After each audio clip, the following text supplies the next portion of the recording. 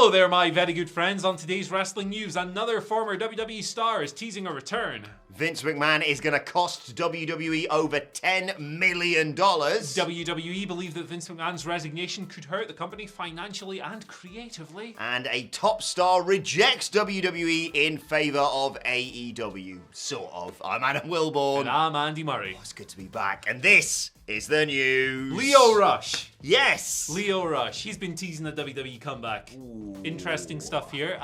It's comeback season in WWE at the moment, obviously. We have, who's come back? Karrion Kross, Dakota Kai, what's his face? Creepy mustache guy. Dexter Lumis. Hit Row. Yes. Back as well. So comeback season is in full flow. And Lio Rush is teasing and stuff on the old social media. So he's been gone from the company for a while, obviously. But he's been at it. On Monday, he was posting a bunch of photos of himself with Bobby Lashley, obviously. They were a double act. 24-year-old piece of gold. Show him the glutes. All of that stuff. It was a fun era of Bobby Lashley and Lio Rush together, so he's been calling back to that. He also posted like a 2-minute hype video on Sunday, and it has some highlights from his NXT run. Cruiserweight champion. It was a good ass run. Those matches with Angel Garza were chef's kiss. And it concluded with news that he'd been released in April 2020, including the line, "This isn't the end for the man of the hour." On Monday, posted an Instagram update talking about his recovery from injury. Obviously, he was hurt while wrestling for PWG earlier this year. He's been out of action basically ever since. So yeah, Lio Rush is always an eventful guy, yes. Career-wise. Obviously, since he's left WWE, he's had the AEW run, which was short-lived. He's been in a few other places as well. I believe he's wrestled on things like New Japan Strong. He's been in GCW, done a bunch of different stuff. He's got his music career going on as well. Oh, yeah. I've always been a Lio Rush guy. I love the guy across the board. I think he's a great example of a guy who uses his smaller frame to tremendous advantage and wrestles around it. And like, I think he's very charismatic and like a very ambitious dude as well. He's obviously, just a very talented bloke. I'd like to see him back. Yes. Is he just teasing? Is he just screwing around, or is there something in the works? You decide. Yeah, you never know. When people post images on social media, videos, it maybe suggests potentially more, but whenever people post photos on social media, people go, "Oh my god, that means it's a return." Maybe not. Maybe they're just looking through their camera or going, "Oh, this is a good time. I'll just share this again." Look, I completely agree with you with Lio Rush. He was someone who I was introduced with a great deal of controversy. If you remember when he first signed with WWE, he had that match, I can't remember where it was, where he basically just no-sold the ladder bump. The CZW That's thing. it. Yeah. And everyone was like, "Oh, this guy." And then it immediately won me over. I think he's so talented, like you say. I think he's a fascinating character. I love to watch him wrestle. I'd love to see him back. He also excelled, like you said, in that managerial role for someone who clearly can still go in the wrestling ring. I'd love to see him back.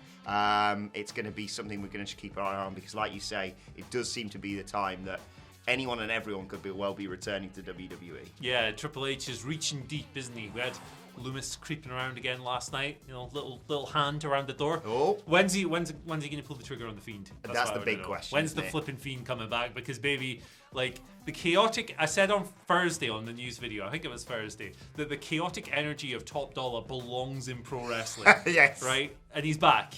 Let's do the Fiend next. Yes. Prayer circle. For the Fiend. We're manifesting, aren't we? We're doing it. Riding in on a flatty. Right, let's continue this reporting on the whole Vince McMahon situation, the allegations, the investigation, and it has been revealed in an SEC filing by WWE that this whole investigation into Vince McMahon could cost the company over $10 million. WWE thus far has paid $1.7 million towards its investigation, as noted on page 31 of its FCC Q2 2022 financial results filing. But also on page 43, WWE continues and mentions this $10 million fee, saying, "While we currently anticipate spending approximately $10 million during the remainder of the year related to this investigation, the related cost could exceed this estimate." This obviously sort of couples with your story around creative as well in WWE, but unsurprisingly, this is a story that will not go away. Yeah, absolutely. We'll just sidle into that next story here. Interesting comments on Vince in this SEC filing. We're not going to sit here and run through all the finances because I don't think our audience is particularly interested in the finances of WWE. WWE believe that this is going to hurt them, that Vince's resignation is going to hurt the company financially and creatively. It states in the filing, and this is from WWE, that McMahon's departure, he resigned, of course, on the 22nd of July, and I quote, could adversely affect our ability to create popular characters, because they've been really good at creating stars over the past 10 or so years. It's getting better. And creative storylines, or could otherwise adversely affect our operating results. And they attribute this, there's a great long line here, huge paragraph unpacking this, but they attribute to this just being a seismic shift, right? They put Triple H over, head of creative, as someone who's been in there for a long time. It says, although Mr. Levesque has extensive practical experience with our many revenue streams, Vince has been critically involved in our business for so long. These are at the top of the organization. They're extensive, so it's a big upheaval. That's what they're attributing it to. They're not exactly going, hey, Triple H has no good ideas. That would be hilarious if they did, but they haven't done that. So yeah, I mean, all of this stuff is interesting. They've uncovered now like around $20 million in unrecorded expenses paid out by Vince during his tenure over the past 20 years or so. He'd been chairman and CEO for like 40 since taking the business over from his dad, of course. But yeah, there you go. Triple H's ascent to lead creative position has been broadly positively received so far. I think like there hasn't been. I think the idea that this has been a complete transformation of the programming is way overblown, but the shows are definitely better. Yes. And they're a lot more interesting to talk about, which for me is better as a whole. Like, I'd rather things were just interesting rather than, Yeah, there's still elements that obviously WWE need to improve. But production. I feel like it was embodied last night by Kevin Owens and Drew McIntyre. This really heated, great exchange beforehand, a really enjoyable match. Yes, it ends in a DQ, although to a certain extent that is excusable because they're leading to. No, don't let them off with that. I agree with you that is not something that they should be still leaning upon. But let's be honest, whether it's a part of the show or just whole backstage, obviously Vince McMahon retiring and all these allegations and the investigation, it is a seismic shift within WWE. I'm so glad he's gone, you know? It's a breath of fresh air. I'm so glad he's out. Yeah, like across the board, like obviously the things he's been accused of and the things he's signed non-disclosure agreements allegedly to suppress are obviously like horrendous human things. But like, yeah, on every single level, I am delighted that this man is no longer controlling the company. Indeed. Right, let's talk a little bit about that top star who I said rejected WWE. He just basically said he didn't want to work for them and he wanted to do more dates in AEW. I'm talking of Konosuke Takeshita, one of my favourite new wrestlers this year, who I was introduced to via AEW. He was talking to Cultaholic and said he isn't interested in jumping ship to the market leaders. I'll just read the quote here. He said, to be honest, now I'm not interested in WWE. My next goal is more fights in AEW, I hope. I have to go back to Japan in August and September. I hope to go back to America in October. Then if I stay in the US, I can come to the UK more times, which would be great to see him back here. From Japan to the UK is so far, but US to UK is maybe 7 hours. It's possible. Look, as I said, I love Takeshita. From the moment I've seen him, and he's been having some great matches in AEW. He was obviously work in progress over the weekend. Fantastic news. Unsurprising, really, that he's been introduced to the Western audience via AEW, and he feels a sense of loyalty there and the fact that he can do more stuff there. Yeah, so the WWE speculation came from a Dave Meltzer report stating that WWE were looking to, I believe the quote was, they're looking to sign a big Japanese guy. So I don't know if that meant like a physically big Japanese guy or like a big name or whatever. And he mentioned Takeshita as someone they might possibly go after. It was kind of interesting to see the way that spiraled though, because people took that as if, oh, they're just going to sign him, as if he doesn't have a contract with DDT or whatever, with Cyber Agent. But yeah, he's gone back to Japan for a couple of months. He wrestles, I believe his combat match for DDT's at Peter Pan. Wrestle Peter Pan, what a name, this weekend. Yeah, I mean, I've loved the guy for years. I'm very happy he made a very strong impression on Western fans who were seeing him for the first time, and I look forward to seeing him back. Indeed. Right, let's move on to your Twitter questions. At WhatCulture WWE, of course, if you want to get in touch with us. First question today comes from Jake, who says, do you think we could see honorary Oos Sami Zayn cut ties with the Bloodline, turn face, and maybe find a partner to take the titles off Jimmy and Jay? I've seen people mention Kevin Owens. Nakamura seems available. Interesting. What, reform like the Artist Collective as a babyface deal? Yeah, maybe. I feel like Sami Zayn shouldn't necessarily be like, I don't know, I kind of like him as a rat heel. He's very good at everything. I don't think this is necessarily like this is a pretty cool idea, I think. And like another big Sami Zayn babyface run would be really cool. But I like him as an annoying little bugger. Little weasel. Yeah, little eel. I would like to see him, obviously, Little eel. as Mr. Money in the Bank. So maybe you could take the briefcase off Theory, because then people might actually buy that someone holding that would win the world title. They're gonna geek that guy out so bad, man. But yeah, look, to be honest, I'm just happy seeing Sami Zayn regularly on my TV, and yeah, it does seem to be leaning potentially towards some sort. I mean, not really that they're a group, aside from in Sami Zayn's mind, but a split between the Bloodline and Sami Zayn.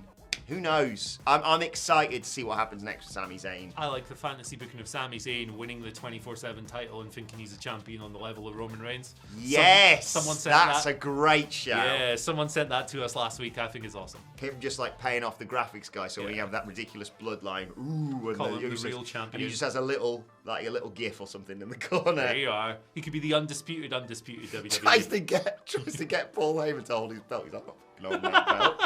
Paul even drops it. Like, Paul Heyman rolls him up, 1, 2, 3. Mark Solid gives us our second question of the day.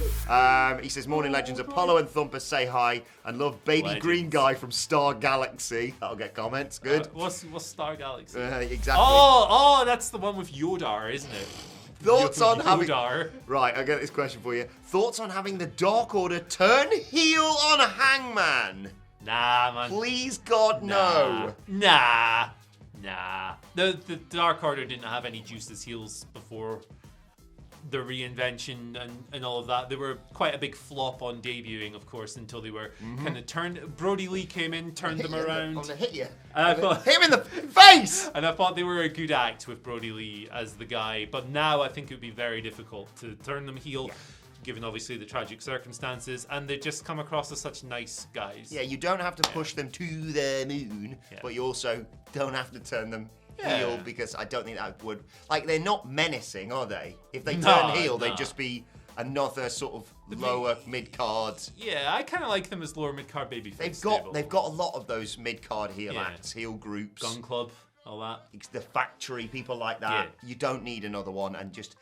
We can just have nice things. But, of course, Hangman Page not going to be partnering the Young Bucks. I don't know who could possibly take that place instead. Yeah, I wonder. They made it really subtle in the last second of being the Elite this week. Could be anyone. Anyway, let us know in the comments who you think it might be. Yujiro Takahashi. Derek D-Rock Felix, great name, on Twitter, gives us our final question of the day, saying, good day, mates. With Asuka Bliss and Sky Kai in next week's semi for the women's tag titles, but them also having the 6-woman tag at WWE Clash at the Castle, could you see the semi match in a double DQ, leaving the final spot open for a Banks-Naomi return? Yeah, I could actually see them doing that, because this is still a DQ era very much, and I'm not willing to forgive them for not transitioning away from those immediately. I think that would have been quite a bold statement to make, and it would have gone, hey, this is a new era, but we're still doing them for some reason. So yeah, I definitely, it would be a good way to bring them back. I think I slightly prefer the idea of the tournament winners facing Banks and Naomi, who come back and go, hey, what are you doing? We were the champions. We never lost them. That'd be good booking as well. But yeah, I was about to say come back like Punk did and hold the real title up. And then I was like, oh no, they left. Those are the actual titles. We're the real women's tag They left them on John Laurinaitis' desk, of course. But yes, the only thing on his desk now is a P45. Yeah, cardboard box to put your stuff in. Bin bag, mate. Bin bag. Oh, sorry. Yes, of course. Flashing out on boxes. A box-like structure, maybe. The Fiend, he's back. Oh my God. What? No, I do see Banks and Naomi eventually coming back, possibly in relation to this tournament. I'm looking around and thinking where it could happen. Maybe it's the other side. Maybe something happens with... Because there's a team from NXT, isn't there, who's taking part in. Yeah, Nikita Lyons and Zoe Stark. So maybe something happens there, and we go, basically, you can just do exactly how AEW have done this trios tournament, going, which two people could replace this injured team? Or it's really straightforward. Yeah. Right, let's move on to today's and finally, and just want to wish the well wishes from all of us here at WhatCulture in the recovery for Ezekiel. We were providing an update on last night's Monday Night Raw. Ernie Jr., Ezekiel's dad, they're sharing this image of Ezekiel surrounded by his family. I mean, it's great, this, isn't it? Subjectively great. The little... I want to kind of see all of these people compete in the Royal Rumble. Is that bad? Yeah. Okay, fair enough. Also today, days and finally, I've been away for a while and I've had some time to think, Andy. And I know previously Some goo on you this, get annoyed there's some when goo I do on the this. whole Oh, King of the Mic gimmick. So I've decided I'm not going to do it anymore, okay? No? I'm going to be professional. I am still the King of the Mic, but I'm just going to not mess about with that anymore. Especially because when people come back, they like to come back with a new gimmick, and that is the King of the Kazoo, baby! The Eels only weakless. That was the old WhatCulture sting that we used to have. I can't like. Hashtag King of the Kazoo. I'm back, baby, causing carnage. Where'd you get that? It looks like a crack. Do you want to know where I pipe. got it? I won it at Whitley Bay with some tickets after playing a 2p machine. What? Wilborn's back, baby! Let us know your thoughts on that and all today's news stories in the comment section below. Like, share, subscribe. I can't even hit that with the The eel. eel can even do it himself. I can't even hit that because Hang on, let's get it's the so image proper. small. It'll probably break your hand. There you go. There you go, everyone. The wrong way. Hang on, sorry. Looks like he's huffing crack. Like, I mean, he might be on crack. Look at his little face. Who knows? No one gets that sort of shape normally. Anyway, at WhatCulture WWE for your Twitter questions. Andy, where can people get you on Twitter? Andy H. Murray. The H stands for haha, Man United, lol. They suck. They suck They so bad. suck so much ass. It's unbelievable. Like, they got this new manager, Eric Ten Hag, and they say, oh, it's going to be different. Oh, he's got a system. Oh, blah, blah, blah, blah, blah. Got 5'8", 7.5, mate. Got battered How on by earth Ivan did Ben Toney. Me outjump him? Oh, he didn't. He just stood. Yeah, he's literally a foot taller than him. Like, More of this on WhatCulture Football. That's right, listen. we're bringing that back. yeah, we should. We should just laugh at Man United. I grew up around Man United fans, so I've deserved this. And also, don't try and take the piss out of our teams because we support Aberdeen and Chesterfield, Yeah. so we already know they suck. Yeah, well, I mean, Aberdeen are the last team to beat Real Madrid in a European Good point. final. And Chesterfield are so undefeated this season. I there mean, you we're go. probably going to lose tonight against Wrexham, but you know, Boom, boom, two boom, games undefeated. Nobody likes Wrexham, so. Ah, God, I can't do Hashtag King of the Kazoo. Adam Wilborn on Twitter. Thanks to everyone for the lovely messages on my return. I need a. Already sick of me. Andy. Andy and the tuna. I'll turn you into tonight. At WhatCulture WWE Fish. for all of us. WhatCulture Podcast, wherever you get your podcasts from. Thanks, Andy. Thank you for joining us. This has been the news, and we'll see you soon. The eel is raging.